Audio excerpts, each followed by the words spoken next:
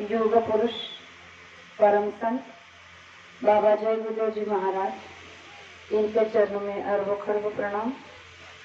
कबीर साहब, इनके चरणों में भी कोटि कोटि प्रणाम। ईश्वर भगवान और उनकी दृश्य अदृश्य शक्तियों को भी कोटि कोटि प्रणाम। यहाँ पर उपस्थित बल्लार शाह शहर ग्राम के और इस दीनदयाल वार्ड के सभी माता पिता भाई बहनों को, हमारे समुद्रपुर डुमनका से आए हुए सारी संगत को और दूर दराज से आए हुए सभी माता पिता भाई बहनों को बड़े प्रेम के साथ जय जय जय। आज का सत्संग क्यों रखा है, इसकी जानकारी हम सबको मिल चुकी है कि आज नववर्ष है। देखा जाए तो ये नववर्ष हमारे आपके हिंदी संस्कृति के हिसाब से नहीं है। हमारा नववर्ष कब होगा? चैत्र महीने में, जब गुड़ी पाड़वा आता है। उस गुड़ी पाड़वे के दिन से ही हमारे नववर्ष को शुरुआत होती है। तो ये अंग्रेजी महीना है और अंग्रेजी के हिसाब से आज ये 2024 का कल का आखिरी दिन था और 2025 का आज ये पहला दिन है। इसलिए लोग इसे अपने तरीके से सेलिब्रेट करते हैं, मनाते हैं।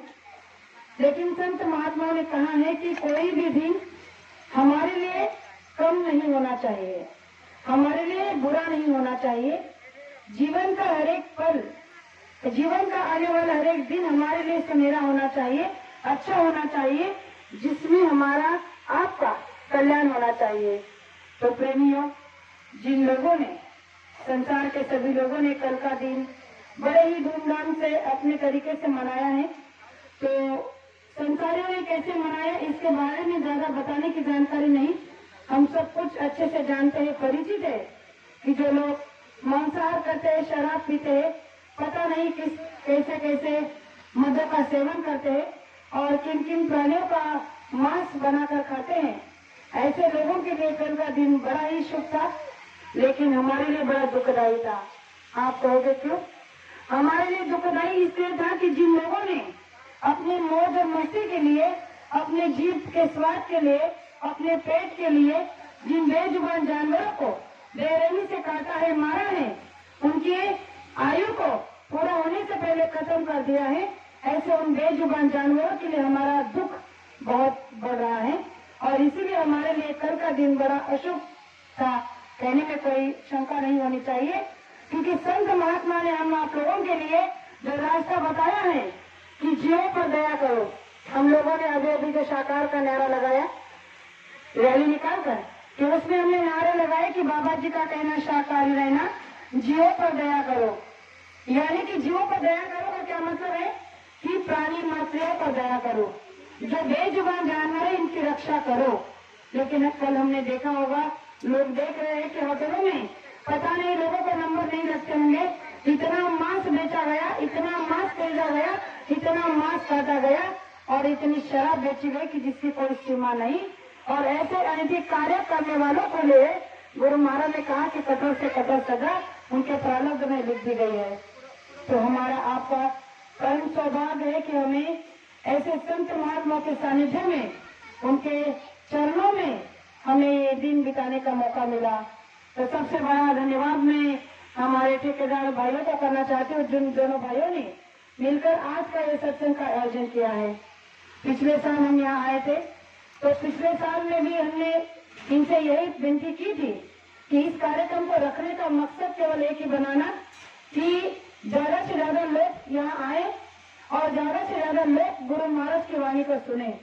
क्योंकि हमारा उद्देश्य केवल एक ही होना चाहिए और वो है कि गुरु के वचनों को सुनकर हर प्रेमी अपने जीवन में बसर करे, हर प्रेमी अपने जीवन में परिवर्तन लाए। क्योंकि आगे वाला समय बड़ा ही कठिन और खराब है। ऐसे कठिन और मलिन समय में अगर हमारे आपकी जीवात्मा की रक्षा कोई कर सकता है तो वह बाबा जय गुरुदेव जी महाराज। और सबसे बड़ी बात, आज हम सब यहाँ आए, आप लोग डुमनखेड़ा से आए हो, हम लोग जलगांव से यहाँ आए हैं, अन्य प्रेमी भी कहीं से आए हैं। तो मैं यहाँ के ये 3 बहुत बड़ी विभूतियां हैं जिनको धन्यवाद करना चाहती हूँ कि हमारे दोनों ठेकेदार साहब और हमारे कश्यप जी, जिनके बारे में आदरणीय अण्णा जी जो हमारे जलगांव में रहते हैं, कश्यप जी के बारे में बहुत ऐसी वीरानिया बातें बताते थे। तो जब मैं उनके बारे में सुनती थी तो मुझे अंदर से एक यह होता था कि कब मैं उनसे मिलूंगी या मिलूंगी भी या नहीं, क्योंकि जिस प्रेमी को गुरु ने सहारा है, जिस प्रेमी को गुरु ने एक छाती से लगाया है, तो उस प्रेमी का दर्शन करना तो बनता है। और जब मैं जब उनके बारे में सुनती थी तो अंदर से होता था कि कब मैं कश्यप जी से मिलूंगी और फिर मेरी मुलाकात होगी या नहीं। लेकिन सौभाग्य देखो कि हमारे ठेकेदार जी की वजह से मुझे 2 साल से उनका दर्शन करने का सौभाग्य मिल रहा है और उनका परिवार भी बड़ा गुरु से समर्पित है और ऐसे परिवार का भी दर्शन मुझे करने का सौभाग्य मिला है। प्रेमियों, इस कलयुग में हम आप लोगों को पैसे वाले लोग बहुत मिलेंगे, अमीर लोग बहुत मिलेंगे। मैं खुद ऐसे लोगों से मिलती हूँ रोजाना कि जिनके घरों में पैसों की कमी नहीं, जिनके घरों में किसी चीज की कमी नहीं, लेकिन उनके घर में शांति है, उनके घर में अशांति है, प्रेम नहीं है, दुख है, तकलीफ है। तो ऐसे घर में जाकर फिर लगता है कि गुरु महाराज ने हमें सही जगह पर भेजा है, हमें सही जगह पर लाकर रख दिया है कि जहाँ पर केवल सुख, शांति और प्रेम का स्रोत मिलता है। तो कश्यप जी के परिवार से मिलकर और हमारे ठेकेदार भाई के परिवार से मिलकर मैं बहुत धन्य हो गई। तो जब हम इनके यहाँ पर आए तो आते उन्होंने कहा कि हमारा परिवार इस बार पूरी तरह से आया है, हमारे बेटे, बहू, बच्चे, बेटियां, दामाद, समधी सब लोग आए हैं। तो हमें बड़ा आनंद हुआ। हमने कहा कि आपने गुरु वचनों का पालन किया, क्योंकि गुरु महाराज का सबसे पहला वचन था कि अगर सत्संग में आप जाओ तो अपने पूरे परिवार के साथ जाओ। अपने अगर पति पत्नी सत्संग में जा रहे हो तो अपने बच्चों को लेकर जाओ, अपने माता पिता को लेकर जाओ या फिर अपने बड़े बेटे को सबको लेकर जाओ, क्योंकि सत्संग में जो संस्कार उन्हें मिलेंगे वो संस्कार आप अपने घर में बिठाकर कभी दे नहीं सकते। जो संस्कार उन्हें सत्संग में सत्संग में जाकर मिलेंगे। तो कल उनका पूरा परिवार यहाँ पर आया है और इस घर के इस सत्संग में उन्होंने बड़ा सहयोग दिया है। प्रेमियों, भाइयों का प्रेम हमने देखा है त्रेता में, लेकिन कलयुग में भी देखने को मुझे मिला है, वो हमारे ठेकेदार शिव जी के यहाँ। ये दोनों भाई जो हैं अभी उम्र काफी हो गई है, लेकिन फिर भी उनका प्रेम इतना अपार है, इतना दूर है कि दोनों भाइयों के बीच की भक्ति को देखकर गुरु महाराज ने एक मिसाल बनाकर रख दिया है कि इस कलयुग में भी हम सतयुग लाकर दिखा सकते हैं।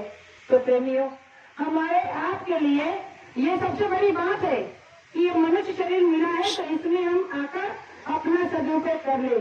आज हम देख रहे हैं कि लोगों के पास में इधर हेलो, अगर हम बता दें कि भाई आपको सत्संग के लिए जाना है तो कह दें कि हमारे पास समय नहीं है, तो समय नहीं है ये कहकर हम बात को टाल देते हैं। तो गुरु महाराज ने कहा कि समय आपके पास क्यों नहीं है? समय तो आपके पास है, लेकिन आप निकालना नहीं चाहते हो।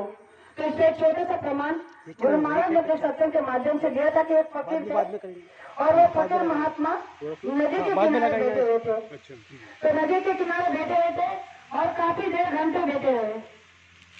कुछ लोग इस बात को देख रहे थे कि ये जो फकीर महात्मा बैठे हैं नदी के किनारे, काफी समय से बैठे हैं, ना जा रहे हैं ना आ रहे हैं, पता नहीं इनके मन में क्या चल रहा है। तो जाकर उन्होंने उस फकीर से पूछा कि भाई आप यहाँ नदी के किनारे बड़े समय से बैठे हो, काफी घंटे यहाँ बीत गए, आप करना क्या चाहते हो, आपके मन में क्या चल रहा है? तो उस समय उस फकीर